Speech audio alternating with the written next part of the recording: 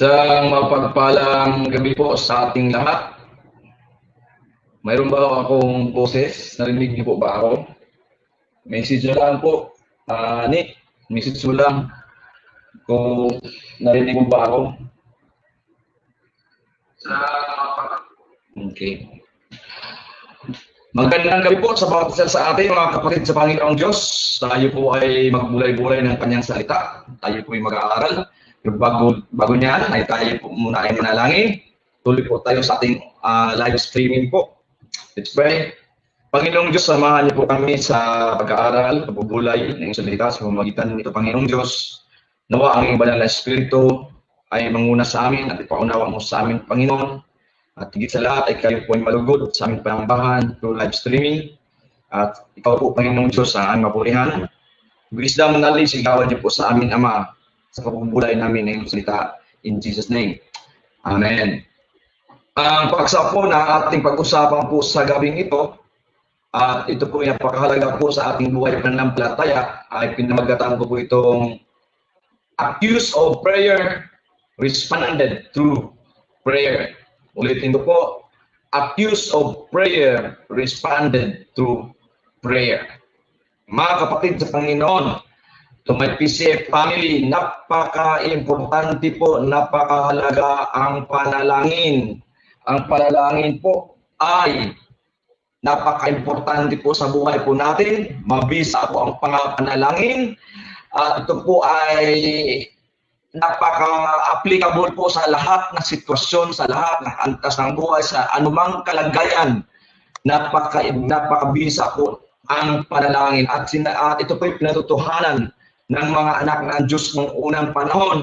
At hanggang sa kasalukuyang panahon, ay yun din po ang itinuturo ng mga anak ng Diyos na talagang ang panalangin po ay napakahalaga at napakabisa sa mga anak ng Panginoong Diyos. Kaya sa gabing ito, ang paksa po na ating pag-usapan is accused of prayer, responded through prayer. May mga sitwasyon po sa buhay po natin na kahit na ang ating ginagawa ay kaaya-aya, kalugod-lugod sa Panginoong Diyos at natutuwa po ang Panginoong Diyos, unfortunately, ay yan din po ang pinaparatang po sa atin to the point na tayo po ay apektado. Minsan ang ating laman na ang nagdidiktas sa atin because we don't want to be accused, lalo na pag ang mga bagay na spiritual or yung mga nakaayon sa salita ng Panginoong Diyos ang ating ginagawa. But unfortunately, may mga sitwasyon po mga kapatid na gano'n din po talaga. Kahit ikaw po ay naglilingkod sa Panginoong Diyos, harapan po tayo ng butas para i-accuse sa atin kahit na itong bagay na to ay may kinalaman sa mga pangkaguluhang gawain. Tulad po halimbawa sa case ni Daniel. Siya ay anak ng Panginoong Diyos, a prophet of God. He was accused of prayer. But ang maganda lang sa kanya, sapagkat siya po ay anak ng Panginoong Diyos, alam niya kung paano siya mag-response doon sa akusasyon na yan, at ang kanyang response din ay panalangin. Basahin po natin para malaman po natin ano ba ang pinto po nito, kung bakit ito ating paksa, accused of prayer, responded through prayer. Basahin ko lang. Si Haring Dario ay pumili ng 120 pinuno ng mga rehiyon sa buong kaharian. Pumili rin siya ng 3 namamahala sa mga pinuno ng rehiyon at mga ngalaga sa kapakanan ng hari. Ang isa rito si Daniel. Si Daniel ang naging pangunahin sa 3 tagapamahala at sa mga pinuno ng mga rehiyon. Dahil sa pambihira niyang karunungan, andun na po si Daniel. Siya po ay kasama po sa mga, sabihin na natin, mga community ni Haring Darius na anak ng Diyos, propeta ng Panginoong Diyos. Sapagkat taglay niya ang pambihirang karunungan, kaya kinuha siya para tagapangasiwa sa mga gawain ni Haring Darius. Dahil dito iniisip ng hari na siya ang gawing tagapamahala sa buong kaharian. Yun po ang sabi ni Darius. Kaya ang dalawang kasama niyang tagapamahala at ang mga pinuno ng mga rehiyon ay humanap ng maibibintang kay Daniel. Sa loob mismo ng mga kasamahan ni Haring Darius, mayroong mga ayaw kay Daniel, ay humanap ng maibibintang kay Daniel upang huwag matuloy ang magandang balak ng hari para sa kanya. Ngunit wala silang makitang dahilan sapagkat laging matapat si Daniel sa kanyang tungkulin. Kaya sinabi niya nila, wala tayong nagbibintang sa kanya maliban sa mga bagay na may kinalaman sa kautusan ng kanyang Diyos. Ulitin ko po sa verse 5. Kaya sinabi nila, wala tayong maibibintang sa kanya maliban sa mga bagay na may kinalaman sa kautusan ng kanyang Diyos. May mga tao pong ganon na ang anak ng Diyos ay hahanapan ng butas na may kinalaman doon sa mga bagay na pangkaluluwa. At yun pang ginawa ng mga kasamahan sa kanyang umuno ni Daniel sa kaharian ni Darius. Verse 6, nagkaisa silang humarap sa hari. Sinabi nila, mabuhay ang hari Dario, Haring Dario. Kami po mga tagapamahala ng kaharian, mga pinuno ng mga rehiyon, at mga tagapayo ay nagkakaisa ng palagay. Mabuti po, ipakutos ninyo sa loob ng 30 araw ay walang sasamba o manalangin sa ibang Diyos o tao liban sa inyo. Sino mang hindi susunod ay tatapon siya sa kadagatang at sa leon ng leon. Yun ang sabi po doon sa dulo. Now, isipin niyo po, may anak ng Diyos na nililingkod. Ang problema lang kinainggitan. At dahil kinainggitan, hinanapan ng butas. At ang butas na ginawa ay may kinalaman sa kanyang Diyos. Tuloy po tayo. Verse 8, kaya mahal na hari, gumawa sila ng batas, at ang mga kasamahan na ayaw kay Daniel ay gumawa ng batas at pinasa sa hari. At anong ginawa ng hari? Nilanggaan at ginawang batas dahil sa isang tao at ang pangalan niya ay si Daniel. Kaya mahal na hari, magpalabas po kayo ng gayong kautusan at inyong langgaan upang maging batas ng Media at Persia. Batas na hindi mababago ni mapapawalang bisa. Yun ang sabi ng mga ayaw kay Daniel. At gayon nga ang ginawa ni Haring Dario. Isipin nyo, ang hari walang kinalaman sa mga motibo ng mga kanyang gabinete. Na yung batas na yan ay talaga ay intended for Daniel. Ito namang hari ito na malinis ang konsensya, wala alam, pumirma lang din siya kasi maganda naman ang panukala. Batas na hindi magbabago, hindi mapawalang bisa. At gayon nga ang ginawa ni Haring Dario. Nang malaman ni Daniel na nilagaan ng hari ang kanyang gayong kautusan, umuwi siya, lumuhod siya na nalangin at nagpasalamat sa kanyang Diyos sa isang silid sa itaas ng kanyang tirahan na may bukas na bintana nakaharap sa Jerusalem. 3 bisis niya ginagawa ito sa maghapon gaya ng kanyang kinaugalian. Ngunit binabantayan pala siya ng kanyang mga kaaway nang makita siyang nanalangin. Siya nilang isinumbong sa hari at sinabi, hindi po ba ipinagtibay ninyo ang isang kautusan na sa loob ng 30 araw ay walang mananalangin sa sinumang Diyos o tao liban sa inyo at ihahagi sa kulungan ng mga leon ang sinumang lumabag dito? Sumagot ang hari, ang kautusan ng Media at Persia ay hindi mababago ni mapapawalang bisa.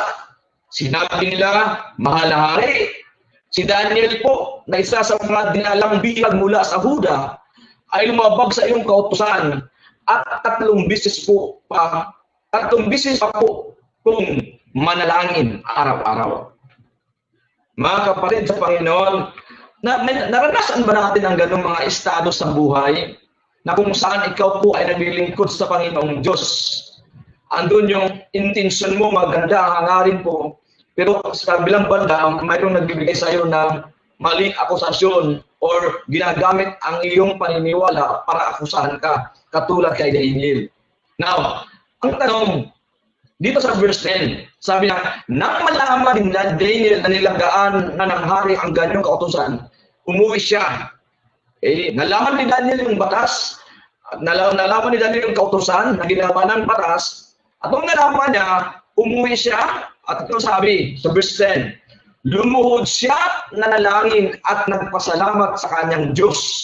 Take note the word, lumuhod siya na nalangin at nagpasalamat sa kanyang Diyos sa isang silid sa itaas ng kanyang tirahan sa may bukas na bintanang nakaharap sa Jerusalem. 3 beses niyang ginawa ito sa maghapon gaya ng kanyang kinaugalian. Mga kapatid, hindi ho ba tayo nagtataka? Bakit kaya si Daniel nanalangin? Sa kabila na alam niya na nilagdaanan ng hari ang ganung batas na bawal manalangin at bawal magsamba sa Diyos sa loob ng sa 3 buwan. 3 buwan at ayun ang sinabi doon. Ang tanong, bakit? Bakit sa kabila na mayroon ng batas na binaba at nilagdaan, si Daniel pa rin ay patuloy siyang nanalangin, patuloy siyang nagpapasalamat sa kanyang Diyos, at nakabukas ang bintana at nakaharap sa Jerusalem, at ginawa pa niya itong 3 beses niyang ginawa ito sa maghapon gaya ng kanyang kinaugalian. Bakit? Kung ilagay pa natin sa ating kakapanahonan ngayon, may pandemic, pero tuloy pa rin kayo sa ating gawain. Si Daniel kasi kahit may batas na nilagdaan ng hari at naging kautusan niya, nagpatuloy pa rin siya. Ang malaking tanong lang kasi dito ngayon, mga kapatid sa Panginoon, bakit siya nagpatuloy? Bakit siya nagpatuloy lumuhod? Bakit siya nagpatuloy na nalangin? Bakit siya nagpatuloy na nagpasalamat sa kanyang Diyos? Hindi lang 1 beses, kundi 3 beses pa sa maghapon gaya ng kanyang kinaugalian. Ang tanong, bakit kaya mga kapatid? Hindi ba siya natakot sa batas? Hindi ba siya nag-alala mayroon ng batas na binaba? Hindi ba siya nagkaroon ng pangamba? Alam naman niya maliwanag sa batas na bawal manalangin, bawal mag-pray, bawal magsamba sa loob ng 30 buwan, 30 araw. Ang ginawa ni Daniel, patuloy pa rin siya sa kanyang ginawa. Ang tanong, bakit po kaya? Ano po ang dahilan? Alamin po natin ngayon. Kasi napakahalaga po ito sa ating buhay pananampalataya. Anumang sitwasyon, anumang krisis, anumang mga alalahanin sa buhay na darating, dapat ang tugon po natin mga kapatid is panalangin. Si Daniel po, maliwanag po, basahin po natin yung talata, talagang lumabag siya sa batas. Batas na ginawang kautusan, nilagdaan ng hari, pero ang ginawa niya, lumabag pa rin siya sa batas. Nanalangin siya, tumuhod, nanalangin, at nagpasalamat sa kanyang Diyos, 3 beses ginagawa niya, gaya ng ginawa niya, tulad ng dati. Well, ang tanong, bakit kaya? Kapatid, ikaw ba, tayo ba, mayroon ba tayong guts? Do we have courage na magagawa natin yung ginawa ni Daniel? Mayroon ba siyang lakas ng loob na gawin nun? Tayo, mayroon ba tayong lakas ng loob na gawin yun? Si Daniel, ginawa niya eh. Ang tanong, bakit niya ginawa? Bakit pa rin siya nanalangin? Bakit pa rin siya nagpapasalamat sa Diyos? 3 beses siya.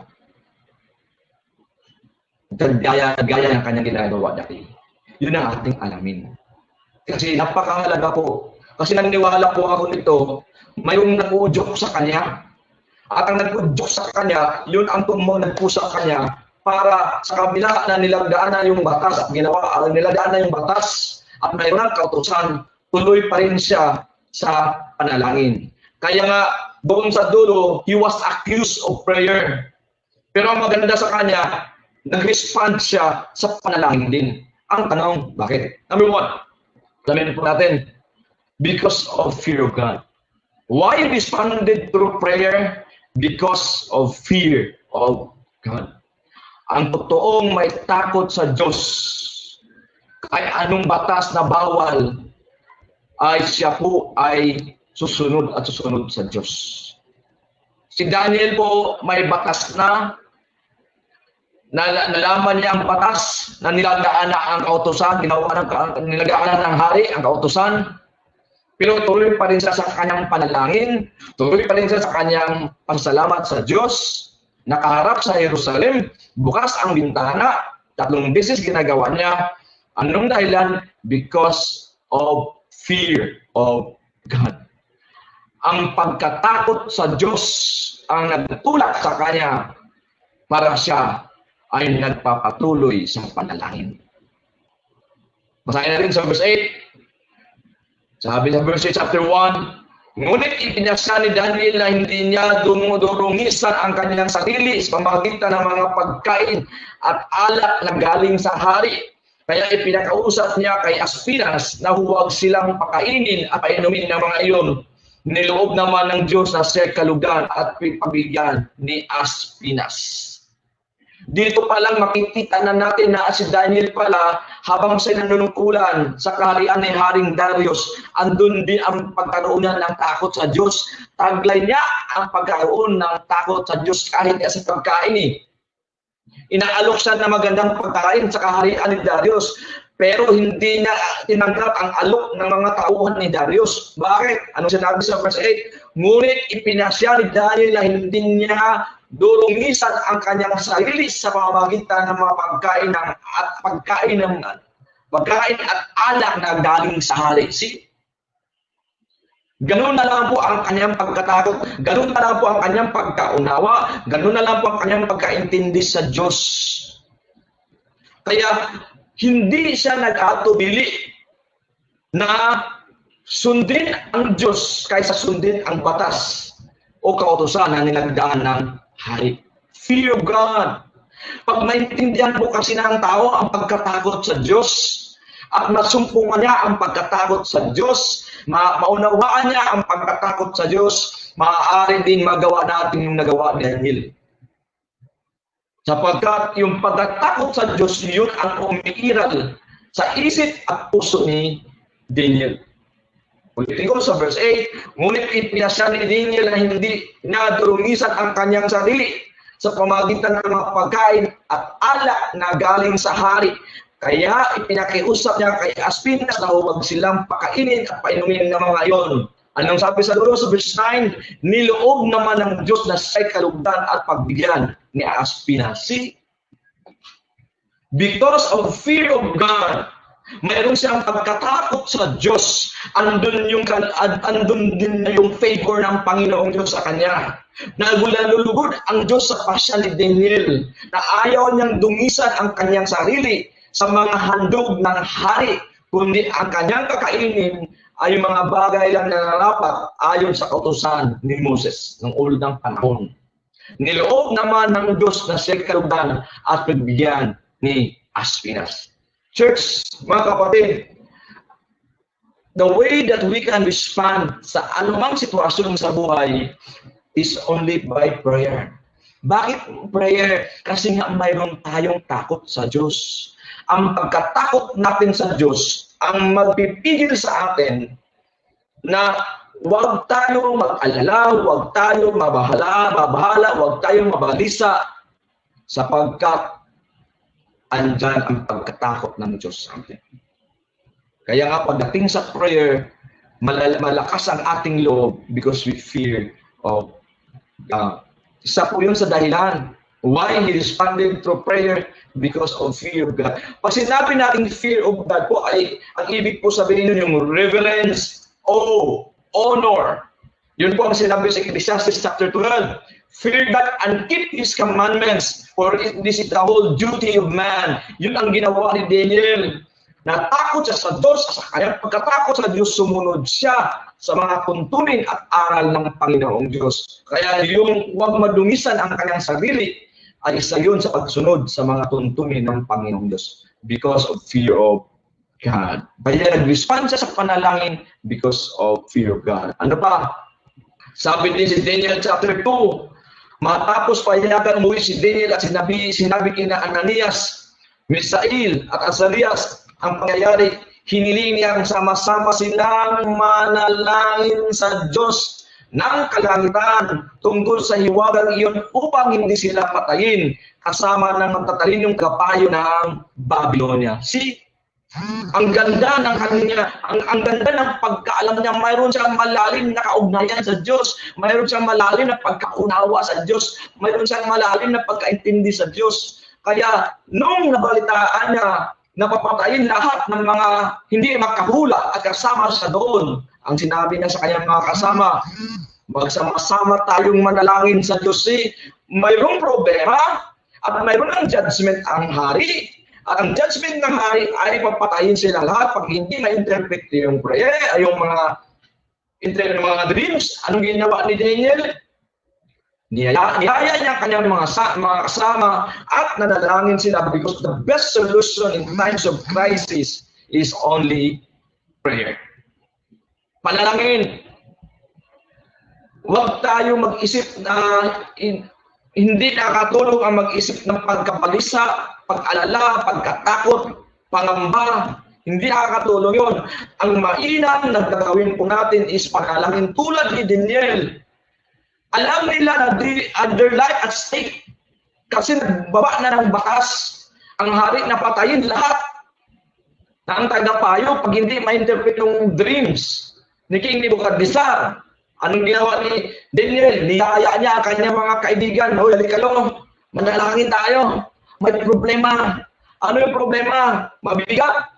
Hindi kaya magawa ng tao. Hindi kaya ma-interpret ng tao. Ang gawin po natin is manalangin tayo, mag-pray tayo.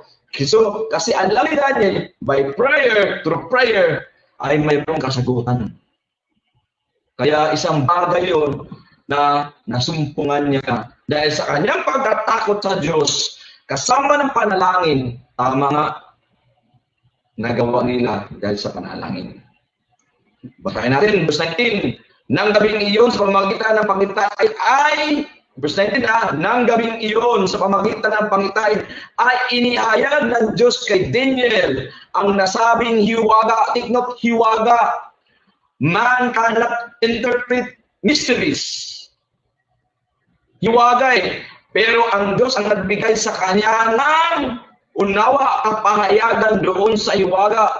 Bakit? Because of fear of God. Nanalangin siya.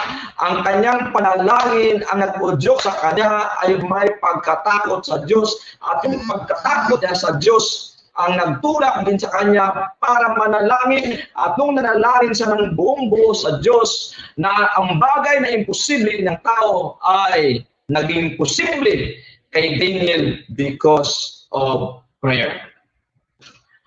Ulitin ko po sa 19, nang gabing iyon sa pamamagitan ng panangpangitain ay inihayag ng Diyos kay Daniel ang nasabing hiwaga. Kaya pinuri niya ang Diyos ng kalangitan. Ang sabi ni Daniel, purihin magpakailanman ang pangalan ng Diyos sapagkat siya ay marunong at makapangyarihan lubos. Siya ay nakakapagbago ng mga kapanahunan, naglalagay at nag-alis ng mga hari sa luklukan. Siya ay nagbibigay ng karunungan sa matatalino at kaalaman sa may pangunawa.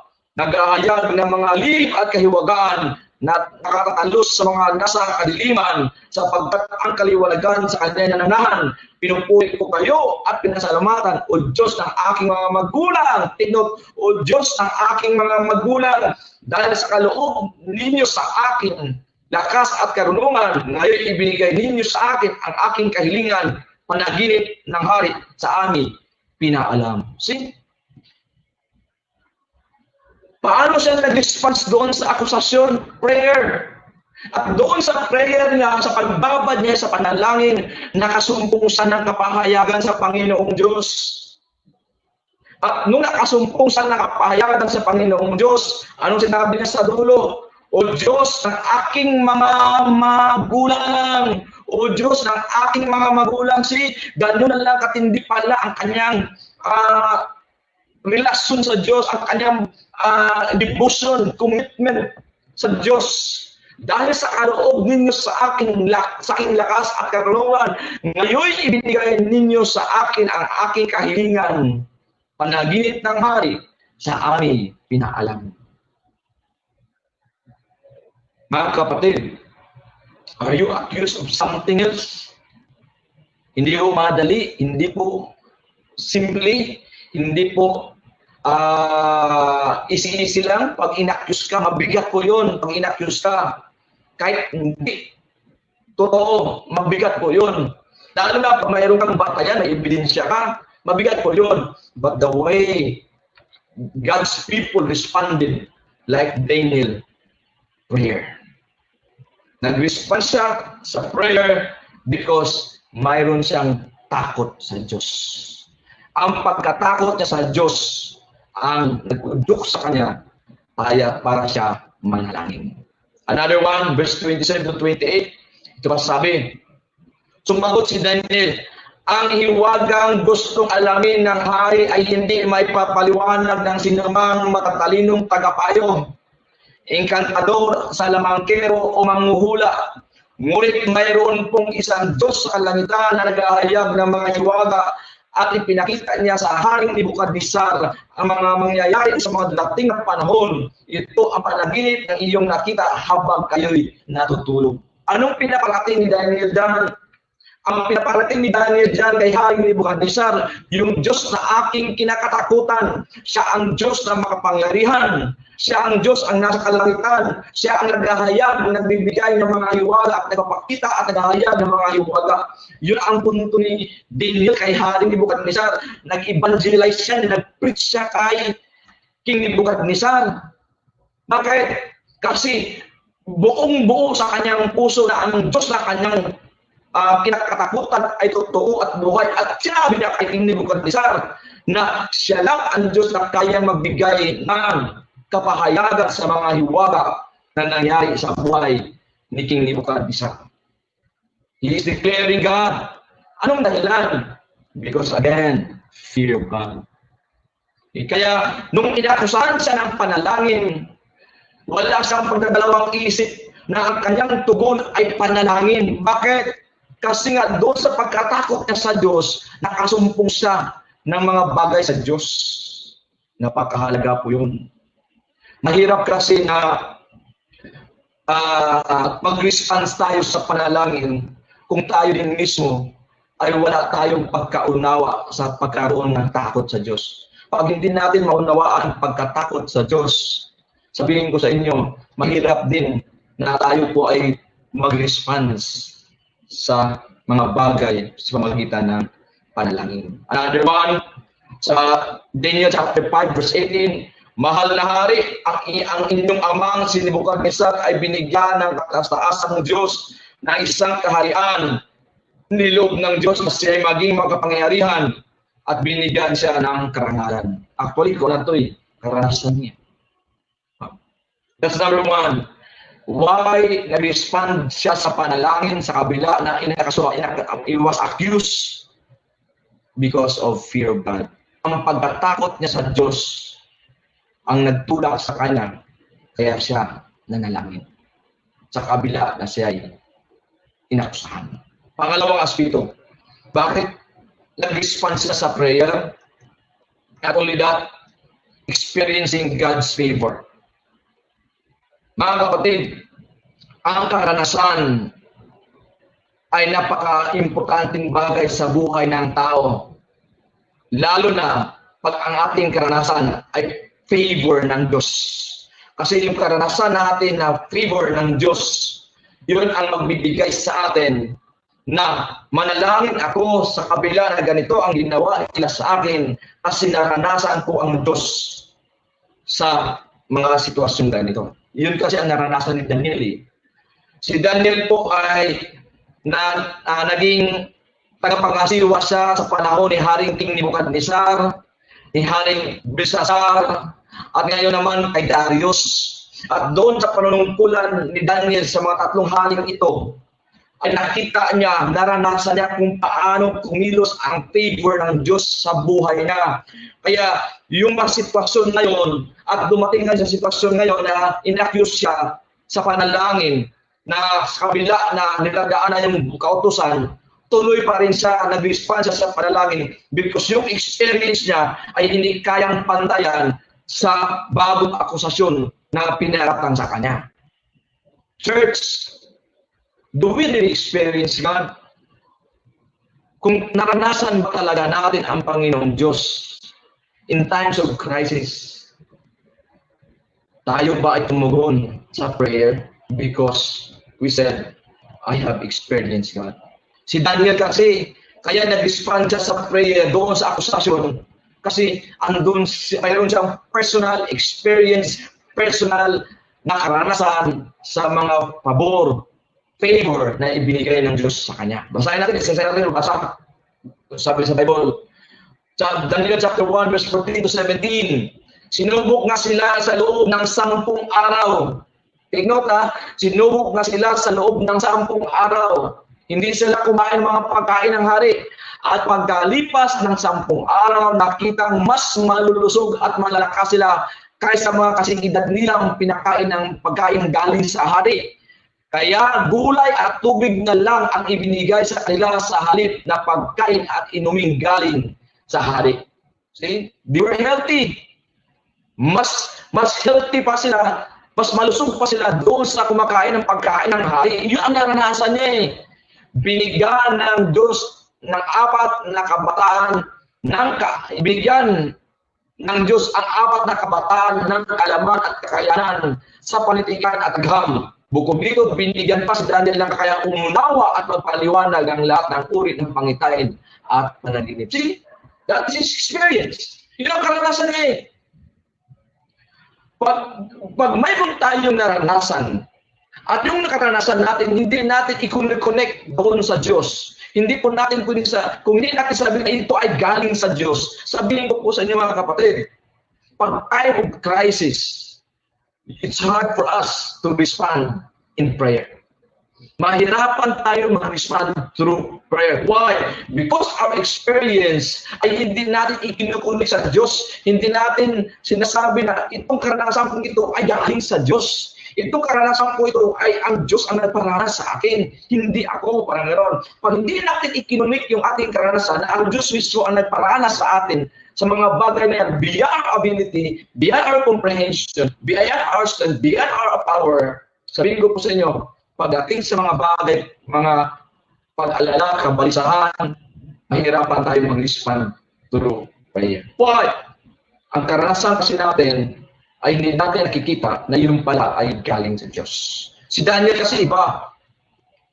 Naranasan na, anong sabi sa Biblia? Naging malakas sila at malulusog. At binigyan sila ng kaalaman at kayanan.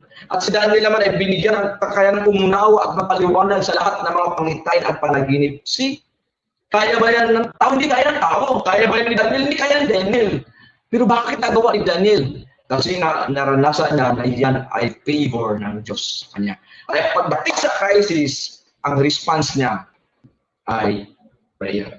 Pagdating sa akusasyon, ang response din niya ay panalangin. Ito pa, Second Daniel chapter 2. Nang gabing iyon sa pamagitan ng pangitain ay inihayag ng Diyos kay Daniel ang nasabing hiwaga. Kaya't pinuri niya ang Diyos ng kalangitan. See? Naranasan niya eh. Yung panaginip ni Haring Nebukadnezar na walang maka-interpret, walang makaunawa, walang makaintindi.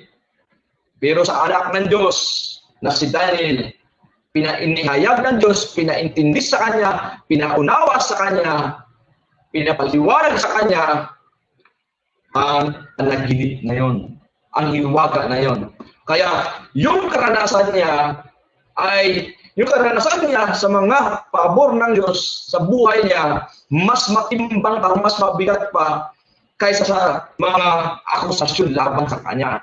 Kaya ang response niya, instead na magpasip-sip sa doon sa hari, instead na kausapin niya ang hari, ang ginawa niya, umuwi siya sa bahay at nanalangin siya sa Panginoong Diyos kasi of God's experiencing favor. Naranasan niya kasi yung favor ng Panginoon Diyos eh. Kaya instead na mag-alala siya, instead na mangamba siya, instead na matakot siya, instead na titigil siya sa panalangin, isaral niya yung pintuan sa kanyang bahay, instead na magpasala, instead na magtado siya, instead na huwag niya lang gawin yun, ang ginawa pa rin niya eh. Why? Because of experiencing God's favor. Church, ikaw ba nakaranas ng favor ng Panginoong Diyos? Then, bakit ka nababalisa? Bakit ka nag-alala? Kung yung mga bagay na nakikita mo at yung mga bagay na natamasa natin sa ating mga kamay at nagamit po natin, kung yun po ay galing sa Panginoong Diyos, na hindi mo lubos na isip na marating sa buhay mo at dumating sa buhay mo, matamasa mo, then, in times of crisis, we can respond through prayer. Another one, passage, verse 24 to 30. Ito sabi ng Biblia, sumagot si Daniel, ang hiwagang gustong alamin ng hari ay hindi maipapaliwanag ng sinumang matatalinong tagapayo, enkantador, salamangkero, manghuhula. Ngunit mayroon pong isang Diyos sa kalangitan na nagahayag ng mga hiwaga at ipinakita niya sa Haring Nebukadnezar ang mangyayari sa mga darating na panahon. Ito ang panaginip ng inyong nakita habang kayo'y natutulog. Mahal na hari, ang panaginip ninyo ay tungkol sa mangyayari sa hinaharap at pinapaalam ito sa inyo ng Diyos na nakakaalam sa lahat ng hiwaga. Ang hiwagang ito ay pinaalam sa akin, hindi dahil ako ay higit na matalino kaysa sa iba, kundi upang ipaliwanag ito sa inyo, upang maunawaan ninyo ang gumugulo sa inyong isip. Ang punto ni Daniel yan, hindi niya sa kanyang galing pusay, kaya nakuha niya yung kahulugan ng panaginip ni Haring Nebukadnezar. Ang punto ni Daniel ay itong panaginip na ito, itong kahulugang panaginip na ito ay galing sa Diyos, nagmula sa Diyos, wala sa akin, mahal na hari. Ang punto niya, mahal na hari, naranasan ko kasi ang Diyos. Kaya nung inakusahan siya, dahil subok na ang kanyang karanasan doon sa mga favor ng Panginoong Diyos sa kanya, prayer pa rin ang kanyang response sa mga akusasyon laban sa kanya. Last one, passage, verse 37, 36 and 37. Mahal na hari, iyan po ang inyong panaginip at nandito naman ang kahulugan. Kayo po ang pinakadakila sa lahat ng mga hari at kayo po ang pinagkalooban ng Diyos sa langit ng kaharian. Kapangyarihan, lakas at karangalan, niloob ng Diyos na masakop ninyo ang lahat ng tao, hayop at ibon, sa lahat ng dako, kayo ang ulong gintong yun. Anong ibig sabihin ni Daniel? Yan ang naranasan ko sa Diyos na kapahayagan sa iyong panaginip. Yun ang ibig sabihin ni Daniel. Kaya church, pagdating sa mga akusasyon na pinaratang nila kay Daniel, ano ang tugon ni Daniel? Panalangin. Sa panahon ng pandemic, ano dapat ang ating tugon? Prayer. Ang ating bunganga ay dapat puno ng prayer. Ang ating dila ay dapat puno ng prayer. Ang ating isip ay dapat puro prayer. Ang laman ng ating puso ay dapat puro prayer. Ganyan si Daniel mag-response sa kanyang problema na kanyang ikinaharap. Bagong problema, dagdag na problema na kanyang haharapin habang siya nanunungkulan sa kaharian ni Haring Darius. He was accused, but he responded through prayer. Church, ikaw ba may problema? Ikaw ba may alalahanin sa buhay? I pray na itong dalawang bagay na to, because of fear of God, because of experiencing God's favor, ay taglay nawa sa iyo upang ikaw ay makarespond through prayer. Magandang gabi po. Marami pong salamat. Purihin po ang Panginoong Diyos.